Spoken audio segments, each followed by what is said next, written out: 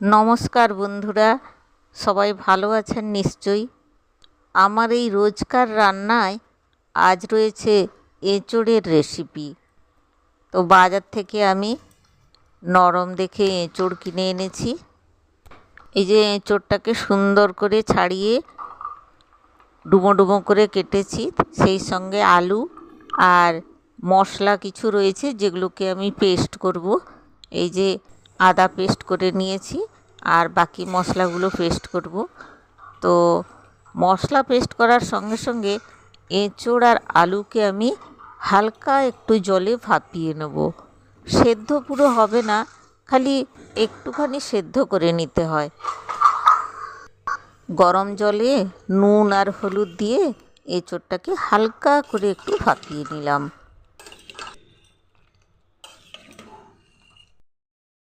এই এঁচোড়ের রান্নার জন্য আমার মশলা প্রস্তুত। এই রয়েছে রসুন, এই আদা পেস্ট, আর আমি তো হলুদ পেস্ট ব্যবহার করি তাই এটা হলুদ পেস্ট, আর এইটা পেঁয়াজ পেস্ট আর টমেটো পেস্ট, আর রয়েছে নুন, জিরে আর ধনে একসঙ্গে গুঁড়ো করে, আর এটা লঙ্কা গুঁড়ো, আর দুটো এলাচ দিয়েছি আর তেজপাতা। এই দিয়েই আজকে আমার এঁচোড়ের রান্না তৈরি হবে। এখন আমি ভাপিয়ে নেওয়া এঁচোড় আর আলুটাকে একটু ভেজে নেব।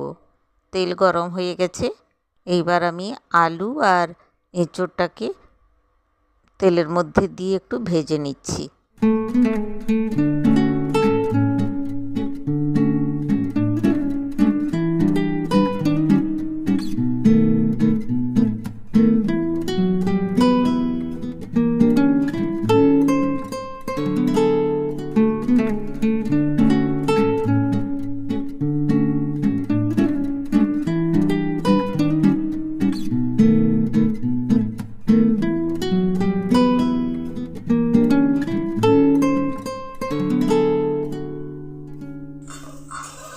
এই যে আমি এঁচোড় আর আলুটাকে ভালো করে তেলে নেড়ে দিলাম, হয়ে গেছে।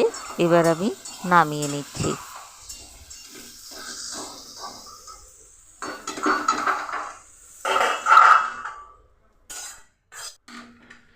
এইবার আমি একে একে মশলা দিয়ে কষে নেব। তেল দিয়ে দিলাম, তেলের উপরে আমি দিয়ে দেবো দুটো এলাচ ফাটিয়ে দিয়ে দিলাম। তারপর একে একে রসুন, পেঁয়াজ, আদা, তারপরে আর যা কিছু মশলা থাকে, ধনে, জিরে, টমেটো পেস্ট, লঙ্কা গুঁড়ো সব দিয়ে আমি এবার কষিয়ে নেব। জানেন তো, ছোটোবেলায় যখন মা এঁচোড় রান্না করতো, তো মাঝে মাঝে আমরা মাংসর সঙ্গে গুলিয়ে ফেলতাম।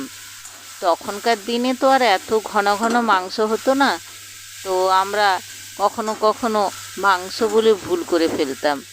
ওই এঁচোড়ের স্বাদটা এতই ভালো, এত সুন্দর। তবে এঁচোড় কাটার খুব ঝামেলা, তাই এখনকার দিনের মেয়েরা এঁচোড় কাটতে চায় না। দোকানে অবশ্য কাটাই বিক্রি হয়।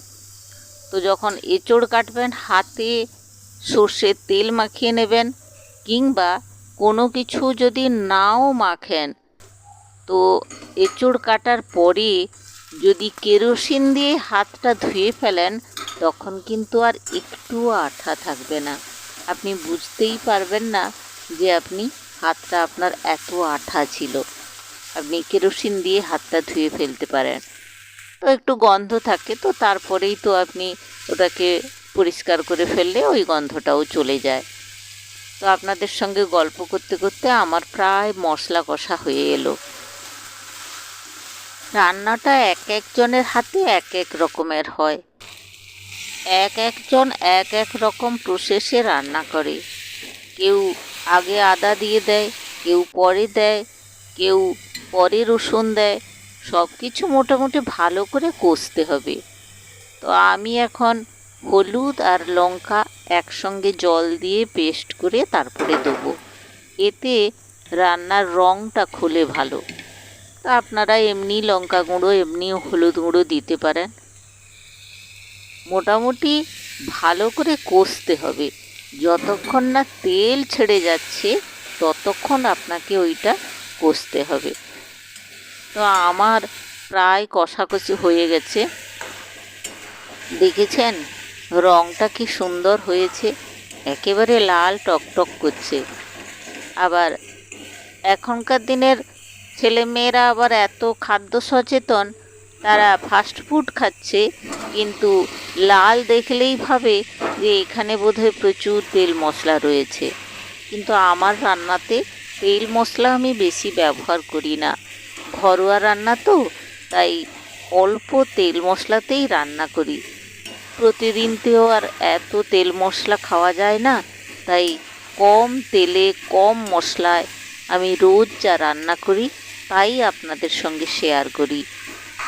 ছোটোবেলায় মা শিখিয়েছিল এঁচোড়কে গাছ মাথা আর সোয়াবিন হচ্ছে নিরামিষ মাংস, তার মানে দুটোই মাংস, ইঁচড়ও মাংস আর সোয়াবিনও মাংস, এই আমরা শিখেছিলাম।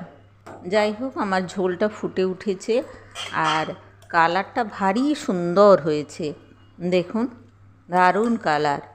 আর স্বাদটা যে কী হবে সে তো আর আপনাদের বললে আপনারা বুঝবেন না, আপনারা নিজের মতো করে এরকমভাবে রান্না করুন, এই তেল মশলায় আপনারা রান্না করুন।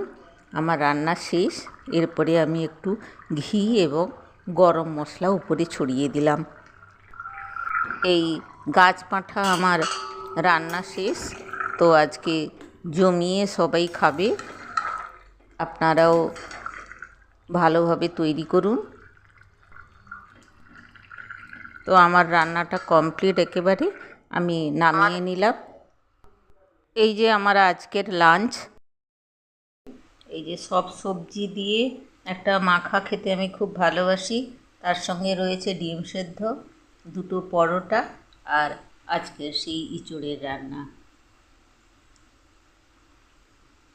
আপনারা সবাই ভালো থাকুন, ইঁচড়ের রান্না করে খান, সুস্থ থাকুন, আর এমনি করেই আমাকে আপনাদের পরিবারের সদস্য করে নেবেন। ধন্যবাদ, নমস্কার।